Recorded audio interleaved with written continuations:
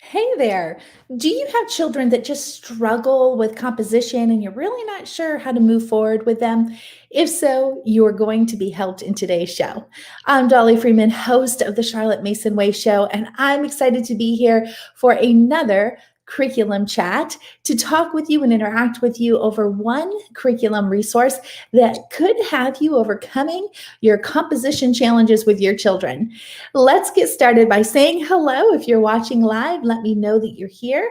I look forward to interacting with you and answering your questions about today's curriculum. So, let's just talk about composition for a moment. Composition is something that's so important. It's going to help your children know how to articulate and communicate what's so necessary with not only their homeschooling, but also their adult life to be able to articulate and communicate. Composition helps children and adults understand how to be better at articulating and communicating their thoughts, right? And so narration is a part of that, but becoming creative and a unique person is where composition comes in that will help a child do better at their exam questions as well as essay questions as they get into high school and prepare them for college or their career and adulthood. Let me say hello to Sabrina. Your composition is sometimes difficult, and I'm having a hard time reading your things. Hello, Stephanie from Georgia. Glad you're both here. I am so excited about today because this is a resource that's new to me. This is one I've heard about for the last, year or so. And I thought, you know what? I'm going to get this because I'm about ready to teach our fifth grader how to move from grammar, right? And then move into composition because you have to set the stage, right? You have to do your oral narration.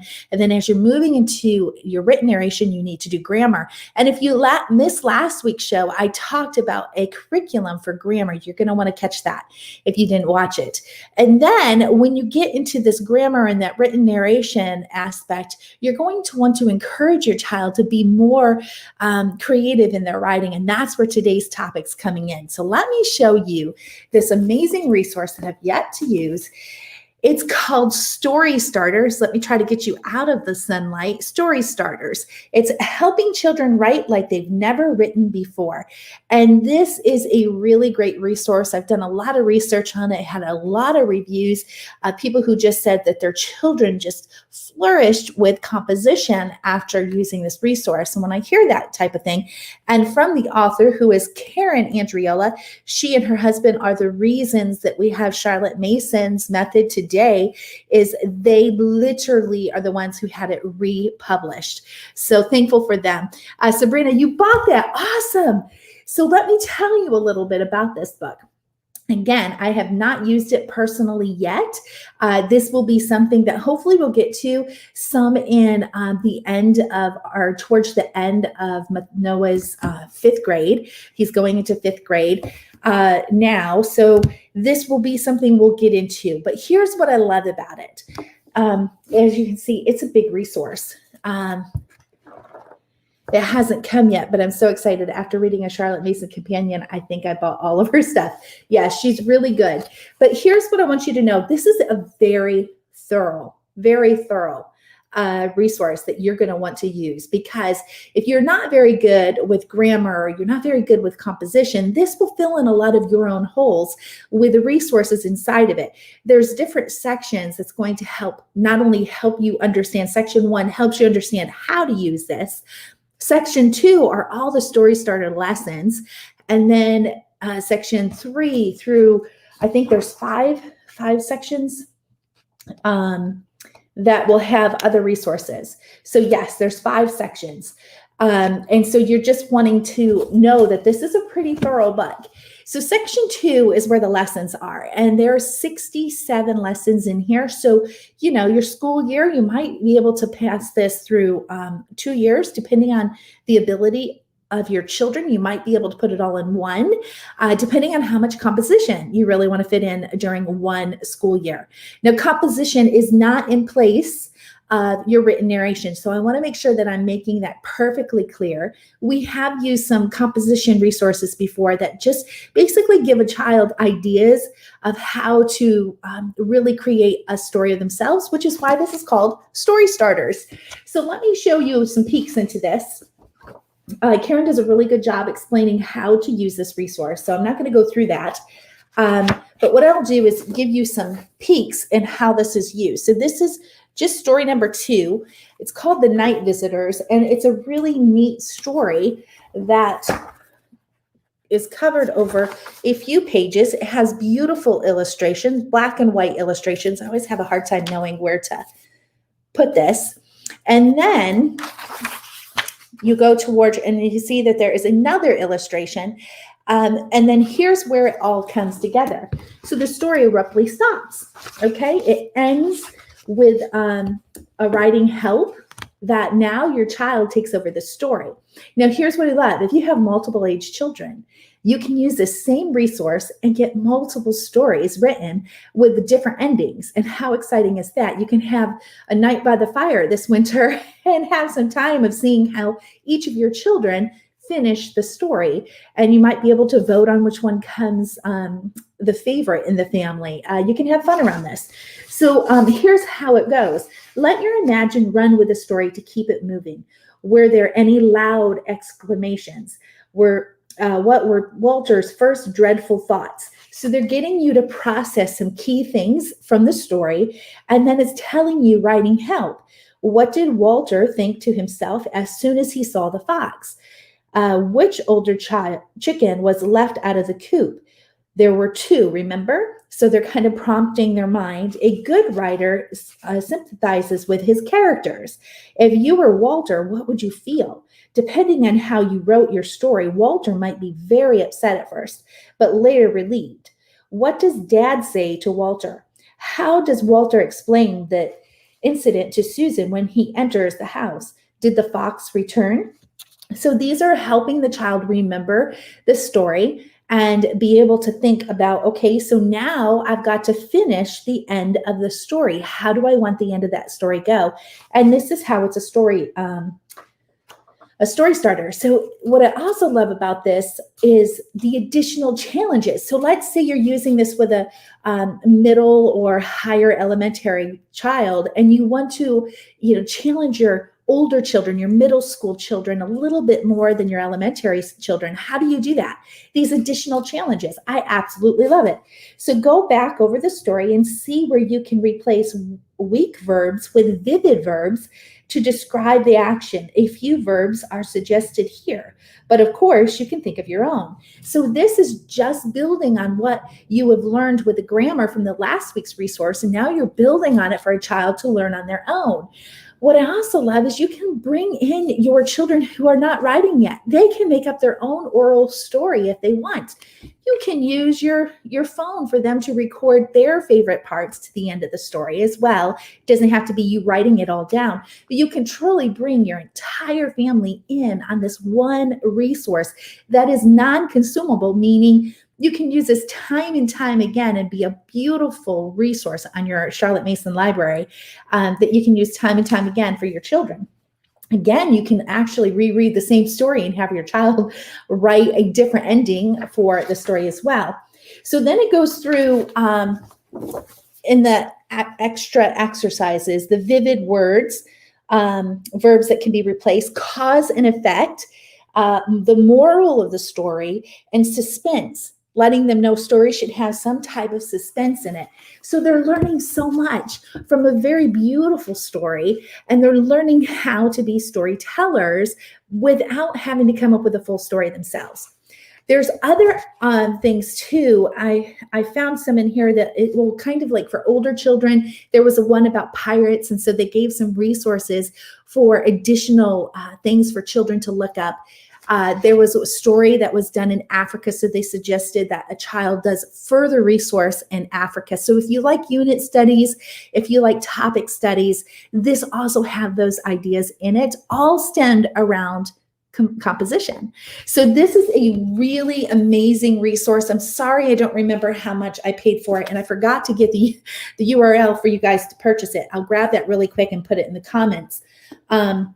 But this is a really great resource. You're going to love it. You're going to be able to use it year after year for grades, unbelievable, oral to written to all the way into high school if you want to add those extra things. So Melissa, it sounds wonderful. It really is. I got so excited when I got this home. No wonder I was hearing so many wonderful things about this book. And, you know, just having Karen Andriola's name on it was enough for me to say, you know what, I'm going to get this now and use it as I'm teaching the mechanics of writing to our 5th grader. So hello, Karen. Glad you're here. What are your questions? Again, I haven't used this personally yet. This will be our first year. Later in the year will be the first time that we'll be using this, but I can see it being used over the next couple years. 67 lessons. I can't imagine fitting 30 lessons in one school year for a new writer. I will be happy if we get 10 in for his first school year. So I can see us using this, you know, up through 5th, 6th, 7th. I don't know about 8th grade, but for sure the next couple of years, just to get them excited about it and enjoy writing. We do tend to switch at some point and get into IEW. So that's where we go. Hello, Roserlyn. Glad you're here. Story starters. That's what I found, and I couldn't remember the name of it. I'm so happy.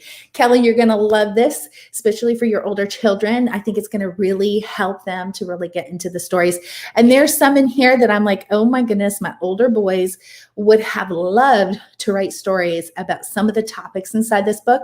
Never had to worry about my daughter. She always had a pencil in her hand, always writing stories. She never needed story starters, but my boys would have loved this resource. So the fact that you guys are getting it makes me excited for you, because this particular resource has me excited about teaching writing. I don't think I've ever had this excitement about composition before, only because I have taught 2 older boys how to do this. And it is challenging, you know, to have someone who already has that mindset. I don't like writing, and the limiting beliefs. I can't write. I'm not very good at spelling and all those types of things. It's hard to get them into this, but this resource will do that for you guys. And the fact that it's one book that you can use multiple times, and you really bring in a family element where you can really see how each person makes the end of the story work. I think it would be a fun family time over dinner, over a fire. Sorry, I'm kind of getting ready for, if we're going to have rain, we may as well have a colder day where we can have the fireplace on. So I'm kind of ready for that ambiance of fall and winter. So yes. So now I'm even more excited. Sabrina, I'm glad. And Kelly, I come across it and didn't write it down. Well, story starters, that is it. Karen Andriola. And Stephanie says, but I will look into it. And I'm sorry, I normally leave the links in here for you guys, but to be honest with you, I've been enjoying my oldest son. He's getting married in less than 8 weeks. And we were talking about the mother-son dance. And I got a bit emotional, you know, just talking about, I really cannot believe he's getting married, all of this stuff. So my mind was in a little different place before coming on here. But I will get you the links and put it in here. What would be the earliest age to use this? Angela, wonderful question. So as I suggested, if you have multiple age children, your children who are still doing oral narration would love, I'm sure they would love to come up with their own ideas. Of course, it's not going to be as full as your older children, but you can do that with oral storytelling. Grab your phone. All phones have the ability to record voice. So let them record their own end of the story. Don't worry about tightening it up, making it better, all of those other things. Just having them have fun creating a story. So when you're transitioning your children, Charlotte Mason says narration is around age 10. So before you get into the written narration, you need to make sure they have grammar, right? You need to make around 8 or 9, you want to start teaching them the grammar. I talked about that in last week's show. And then when they get the understanding of the structure of sentences, then you start moving into them narrating some of their work, right? And when they get into that narrating, they're learning the mechanics of writing. So making them write a story is a little challenging at that part.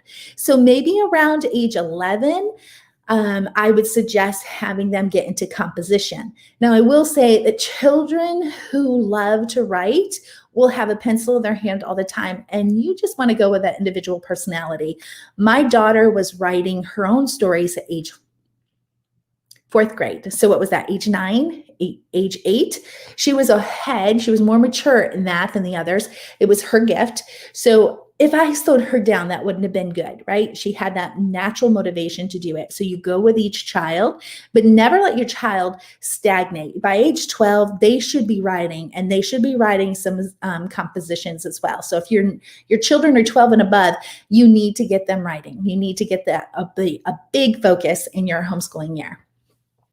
So I hope that helps you guys. I'm going to go ahead and grab that and put that in the link into it right away. I want you guys to know that this is a resource that you would use time and time again, year after year. It does not need to be done in 1 year. I mean, this is a big book. Do you see this? This is a big book.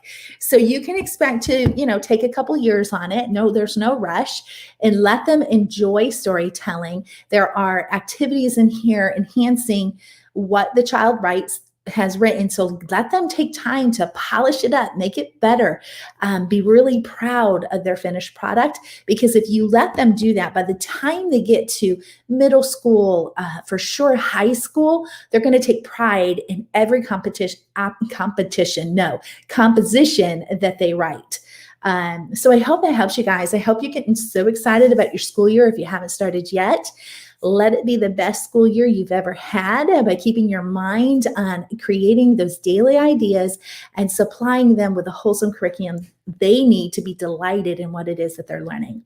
All right, you guys, next week I am taking off, so I will not be sharing any more curriculum for this season. I might come back a little bit earlier than I did this year to give you some guides on your curriculum choices. But I will be coming back in 2 weeks for another show. I'll tell you about that if you're part of my email list. I always give heads up to my subscribers as well as some tips. So if you have yet to subscribe to the Charlotte Mason Way, I encourage you to go to thecharlottemasonway.com. On that homepage, there's an opportunity to join my newsletter. It's well worth it. I make sure you have more tips that I'm not sharing on the show or on my blog.